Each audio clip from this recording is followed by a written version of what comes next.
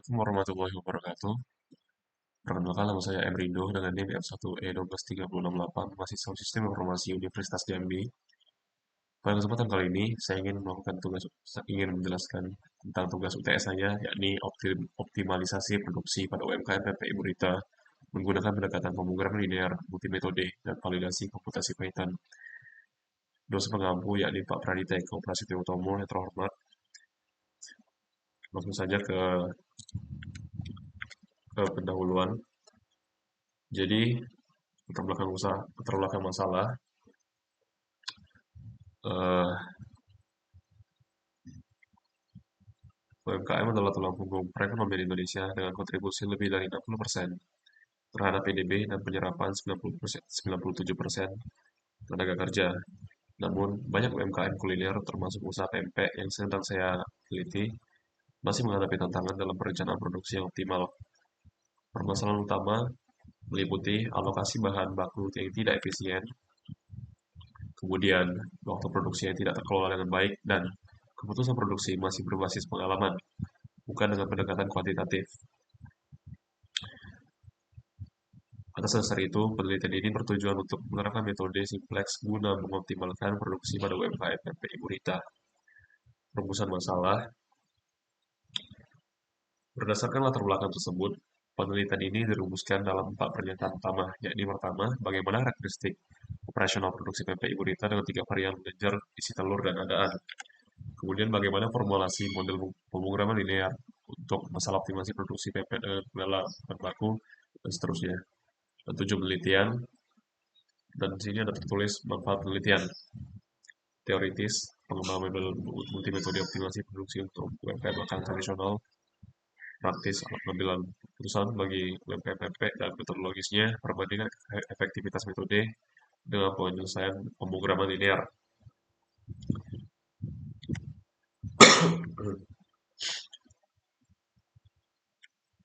Jadi ada rumus untuk pemrograman linear.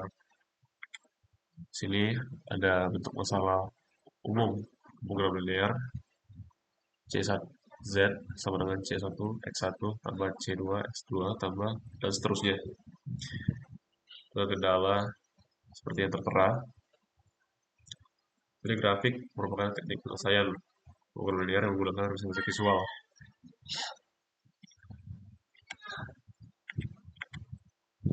Langsung saja ke metodologi penelitian.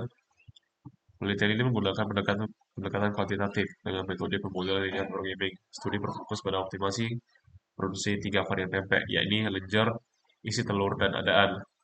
Pada UMKM ini, pempek Burita, metode simplex dipilih sebagai metode utama. Penyelesaian karena efisiensi komputasional dan kemampuan menangani kendala multivariabel secara sistematis akan lebih cocok. Penggunaan metode tambahan seperti grafik, aljabar, dan dual simplex dalam laporan ini hanya untuk validasi konseptual dan pembelajaran akademis, namun untuk kepentingan publikasi ilmiah, hanya metode simplex yang disajikan sebagai representasi solusi optimal. Di sini ada data operasional usaha. Berdasarkan pengumpulan data, diperoleh karakteristik produksi sebagai berikut. Yang tertera di tabel, ledger, yakni 30, 30, 30 gram, kemudian sagu, kemudian 20 gram, dan telurnya tidak digunakan. Untuk isi telur 0,2 sebagai kurang lebih, kemudian 15 gram sagu dan 25 gram ikan dan adaan seterusnya. Dan harga satuannya diperkirakan 30 per gram untuk ikan, sagu 12 rupiah per gram, dan telur 2.000 per butir. Biaya produksi satuan diterangkan di tabel.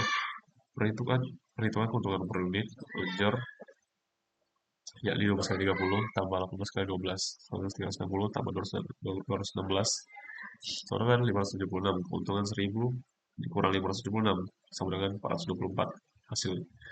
Dan isi telur peroleh hasil keuntungan sekitar sebesar Rp320 dan adaan Rp370.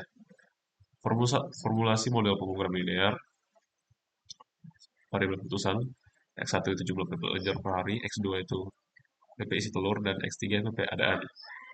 Dengan fungsi yang tertera di gambar.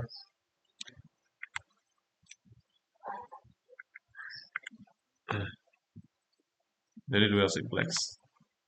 Oh, salah. Ke bab 4 langsung ke pembahasan dan hasil. Ilustrasi X3, ini untuk metode grafik. X3, 0, tidak memproduksi adaan. Karena saya hanya mengambil dua variabel. Di sini, maksimum Z, 310X1 tambah 345X2. Dengan kendala seperti tertera, 30X1 tambah 325X2 kurang lebih sama dengan 12.000. Dan seterusnya, X1, X2 sama dengan kurang lebih 0. Lebih sama dengan 0. Daerah visible pada kartusnya dibatasi oleh 4 tersebut. Untuk gambar tidak sempat saya sertakan. Untuk metode aljabar, di sini tertera dari hasil metode simplex diketahui solusi optimal.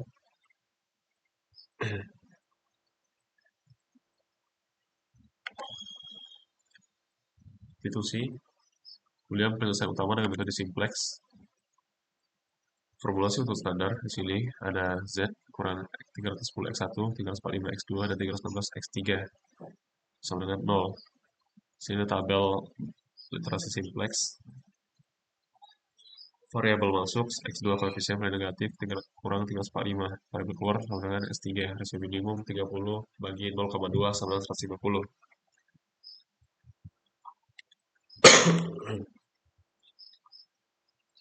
Di sini ada programasi optimalitas dengan metode dual simplex. W sama dengan 12.000 Y1 tambah 8.000 Y2 30, tambah 30 Y3 tambah 240 Y4. Dengan kendala Y1, Y2, Y3, Y4 sama dengan lebih sama dengan 0. Di sini ada validasi komputasi dengan Python. Output yang diberikan yakni keuntungan maksimum 139.000, produksi ledger 205 biji, isi telur 150 biji, dan ada 75 biji. Di sini ada analisis penggunaan sumber daya, kapasitas penggunaan select, status, dan price. Untuk ikan 12.000 gram, sagu 8.000 gram, dan seterusnya. Jadi kesimpulan hasil optimasi berdasarkan analisis komprehensif dengan metode simplex sebagai metode utama, diperoleh solusi optimal produksi pempek 205 biji ledger, 150 biji isi telur, dan 75 biji ada dengan keuntungan maksimum 139.000 per hari.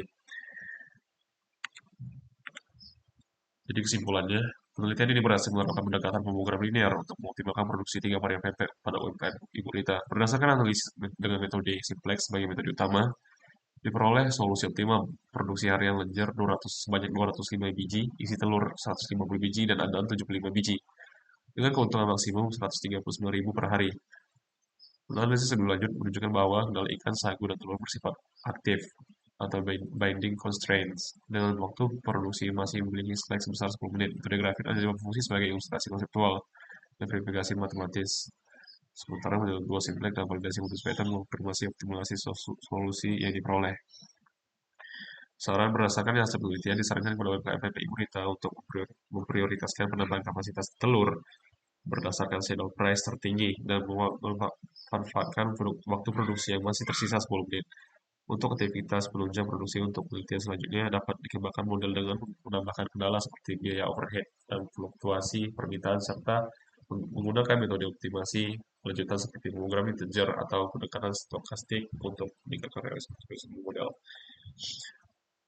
Baik, segitu saja untuk presentasi yang dapat saya sampaikan. Untuk kurang dan lebih saya mohon maaf. Saya akhiri. Assalamualaikum warahmatullahi wabarakatuh.